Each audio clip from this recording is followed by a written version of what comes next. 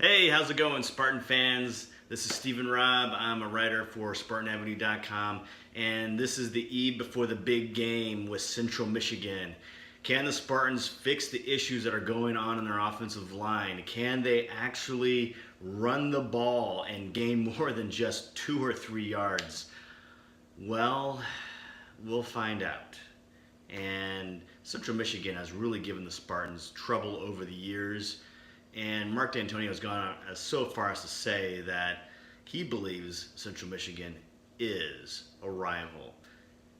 And I have to tell you, I tend to agree with him because I remember watching some of those years and seeing Central Michigan win and just being like, no, and then they play each other all the time. So, yeah, the Chippewas could be a rival there. Could be a new rival, if you will. We'll find out tomorrow for sure. But I'll tell you what, the Chippewas have had a real struggle here. And not just on the offense, but also on the defensive side of the ball. Both sides, they lost a lot on the offense with Shea Morris graduating, and 3 great receivers as well. And, when your first win is against Maine and you played, Kansas and you lost to them and you lost to a talented Northern Illinois team, but still lost to them. Played well, though, they did. You got to wonder how long Central Michigan is going to hang around in this game. Is D'Antonio going to be content to just hand the ball off repeatedly 50 times? Probably. But who knows what's going to happen with that. My guess is it's going to be Michigan State, 35 points, and Central Michigan, I'll give them 14. It could be even closer than that. You never know, because the Spartans, they love to play down to their competition. They don't like to play up. Who knows what. Anyways, we got some other big games on the docket there. Northwestern is at Michigan. And I'll tell you, a lot of people are saying there's a 14-point gap there with Northwestern and Michigan, saying Michigan's going to beat them really good. I mean, Northwestern just lost their running back, Larkin, retiring, and that's a big blow. Obviously, it was already going to be a difficult game. Pat Fitzgerald's team regularly starts off slow, and then they turn it on. Can that happen? It's really tough to say because we haven't seen a whole lot from them yet. I tend to believe that he can get them going. The mighty, the crazy Pat Fitzgeralds of Northwestern, they're going to go into the big house. Can they pull off an upset? Probably not. But I do believe it's going to be at least 10 points or less. Now, let's be honest. I also thought Nebraska was going to be good in the season, and look at me now. I was totally off base on that. So I admit that. And could Michigan blow them up by 35 points? For sure, absolutely. But I think Northwestern will try and keep it close, and it could come down in the fourth quarter.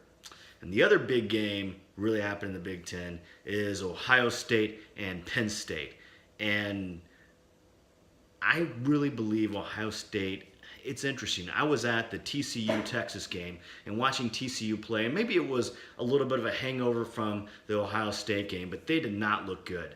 Now, Texas's defense is really out of this world. They're very good, very talented, but TCU loves to play the sides of the field, and they love to run the ball, and they were really unable to do either one of those things against UT. Now, coming back to the Ohio State game against TCU, and I'll tell you where I'm going with this here, and that is Ohio State really let TCU hang around in the game and let them run a lot on them. And they got a lot of yardage. And if it hadn't been for Ohio State turning on late, we could be talking about an Ohio State team with a 1 loss. Now they go to Happy Valley, everyone's going to be pumped. I was a big after that first game, Penn State really struggled against Appalachian State. I was on the fence of, is Penn State going to be an East contender or not? I tended to think that they were not going to be a contender. Even James Franklin said, hey, let's pump the brakes on the season. Maybe he didn't say it just like that, but he said something like that. And he didn't really believe or know what his team was going to be doing. So what we know about Penn State is that they have great offense.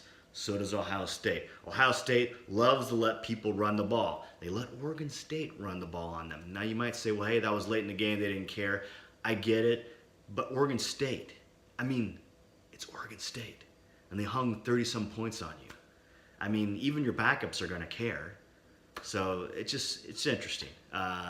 Who knows what we're going to get out of this, but I believe senior Trace McSorley is going to come through. He's going to help the Nittany Lions. They're going to pull this one out, and that's my pick. Penn State. Awesome picking Michigan. Hey, thanks for watching.